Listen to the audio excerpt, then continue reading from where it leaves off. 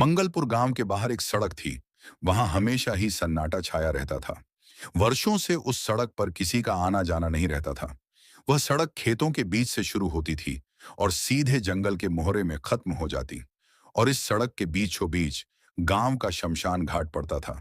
एक तो वहां का शमशान घाट का होना और कच्ची सड़क, इसीलिए गांव वालों ने अनेक डरावनी कहानियां फैला रखी थी, क्योंकि अंधेरे में वहां रात का मुसाफिर दिखाई देता था।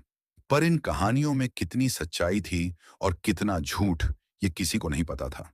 उसी गांव में रामू नाम का एक लड़का रहता था। रामू की ममता देवी उसी सड़क के पास बने एक पुराने घर में रहती थी और वो आज कई दिनों बाद अपने घर आया था। उसकी माँ उसे देखकर बहुत खुश हो गई। धीरे धीरे बाहर रात का अंधेरा छाने लगता है और हर तरफ सन्नाटा छा जाता है। हर तरफ सन्नाटा देखकर रामू अपनी माँ से कहता है, क्या माँ, हमारे घर के आसपास कितना सन्नाटा रहता है। गांव की बिल्कुल भी चहल पहल नहीं है। कितनी बार मैंने आपसे कहा है, दूसरे गांव वालों के पास घर ले लीजिए, वहां दूसरे लोगों के साथ आपका दिल भी लगेगा, मगर आप तो हमारी बात कभी सुनती ही नहीं है। रामू की माँ बोलती है, अरे बेटा, मैं यहाँ तब बा से रह रही हूँ जब तेरे पिता जिंदा थे और शादी करके मुझे यह लाए थे। मेरे लिए यह घर छोड़ना इतना आसान नहीं। फिर भले ही ये टूटा फूटा क्यों ना हो, मैं यहां से नहीं जा सकती।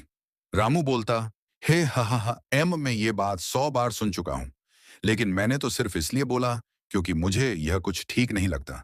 रामू कुछ देर और अपनी माँ से बात करता है और उन्हें शहर में अपनी नौकरी के बारे में बातें बताने लगता है।